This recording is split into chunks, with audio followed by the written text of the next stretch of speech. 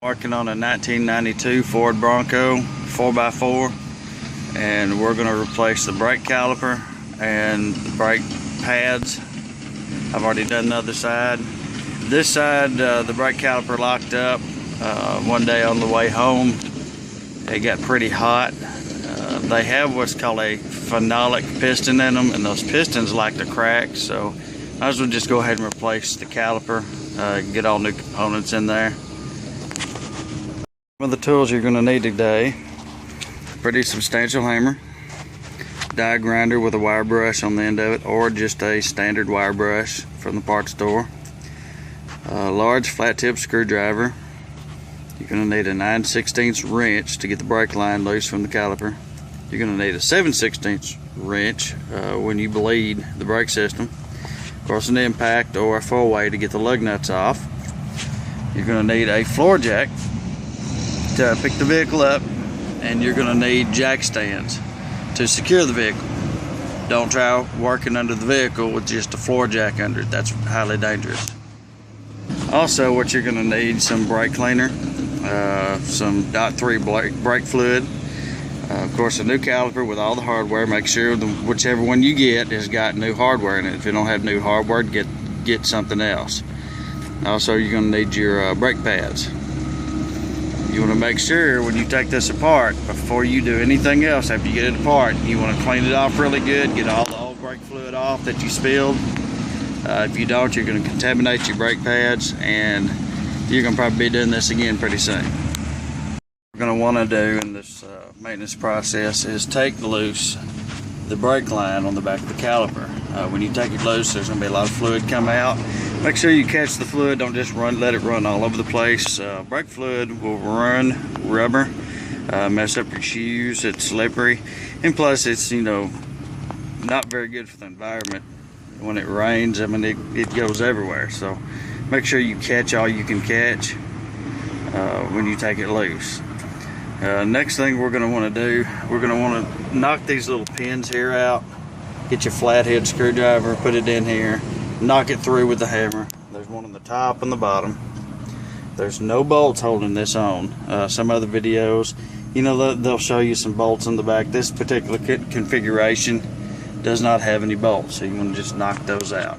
So let's go ahead and get that done.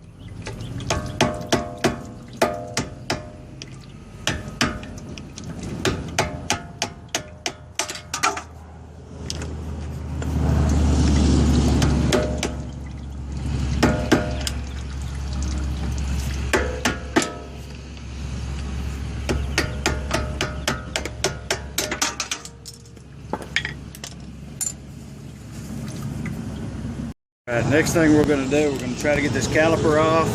Remember, it might be frozen or being heated up. I'm going to tap on a little bit. All this brake dust coming off. Try not to breathe it. It's not good to be breathing. You might want to have a fan or something blowing behind you to blow it away from your face.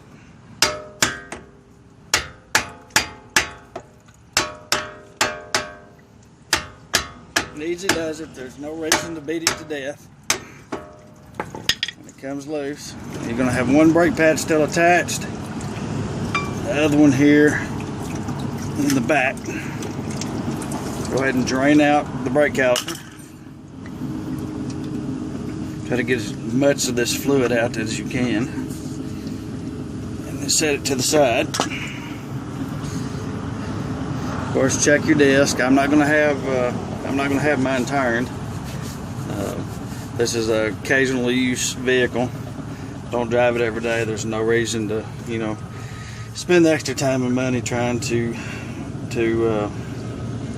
get all this four-wheel drive stuff off just to get the brake disc turned. So what we're going to do now, you can see there's fluid everywhere. Let's go ahead and spray the disc off front and back, along with the spindle assembly. Get as much of this stuff off as you can. And also catch it in the bucket.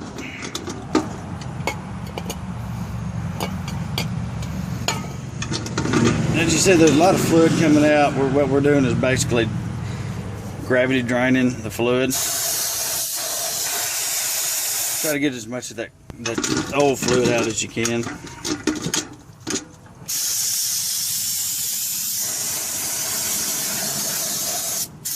Just try to clean the assembly up pretty good.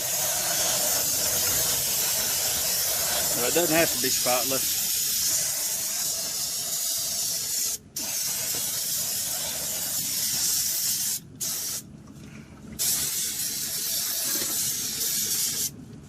Alright. Go ahead and get your brake pads.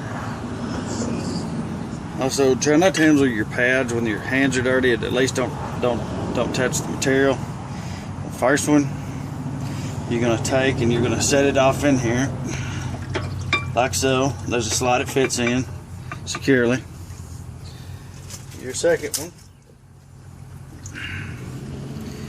you're going to place in the brake caliper.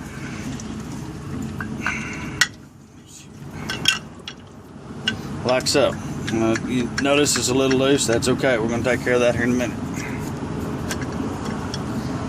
And you're going to take it easy and you're going to put the caliper on. Just get it in there.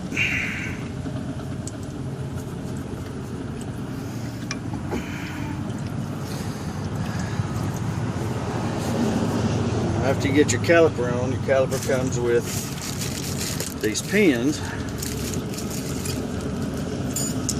These are just replacement pins, and they're kind of, I would say, it's not really a triangle. It looks kind of like a triangle, but it fits in this triangular hole. Only fits one way. Don't try to cram it in the other. Kind of get it started.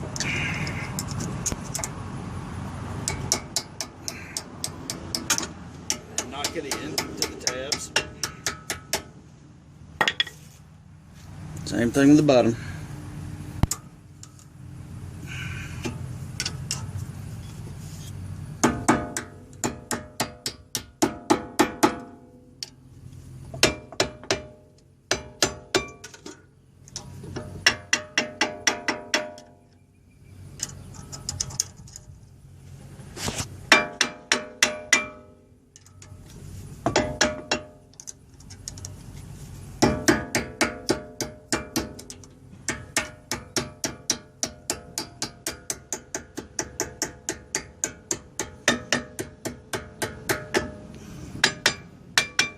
Settle it in there.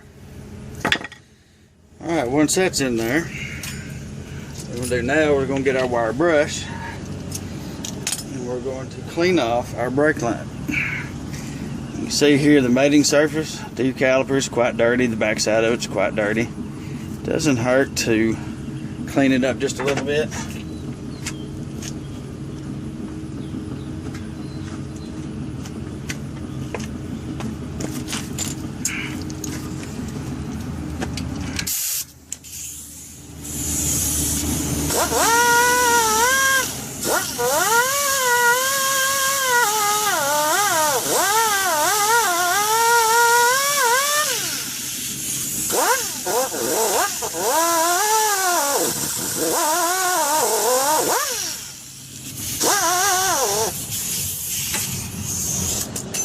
Okay, once you get that wire brushed pretty good, spray it off. Any excess dirt, material, just clean it up a little bit.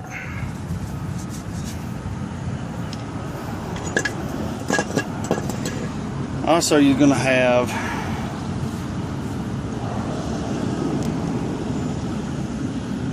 your banjo bolt. It's going to have two brass spacers, look like little washers. The one closest to the bolt head is going to be stuck on pretty good, so you're going to have to knock it off with a hammer. Just take it easy. Just light force, and she'll come loose.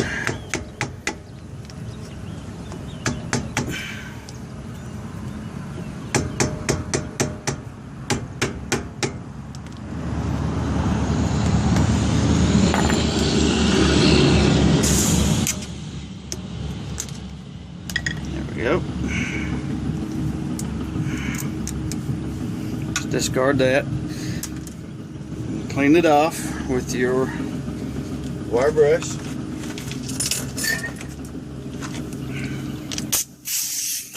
Take care not to get your fingers in it.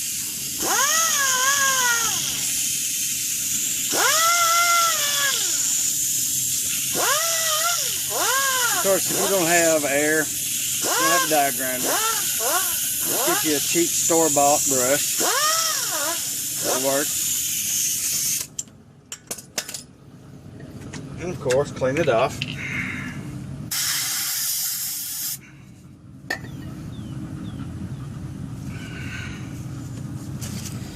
We're going to get our little brass washers. So you got a rounded side. Get a rounded side, get a flat side. This particular part, the rounded side is going to go towards the bolt head. Goes out like so. When you go on with it, your flat side goes in. Put it on.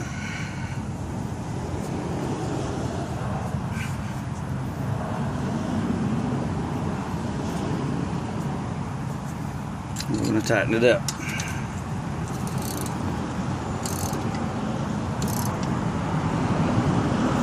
Put too much on it because you'll end up breaking it. Now that we have our calipers installed, what we want to do next is get like a pry bar or substantial wrench. You want to put it in up under the pad, try to get the center. You see these two tabs here? Now you're going to have to bend those down. If you don't bend them down, then of course the pad's going to sit here and wobble and shake in and out. So get your wrench, cram it in there, pry back just a little bit, and just knock over the corners on your pad.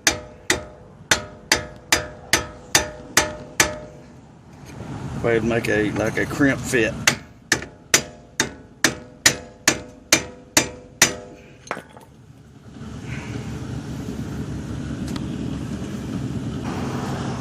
And let's go ahead and clean our assembly off. Only use brake cleaner, don't use carburetor cleaner or anything else.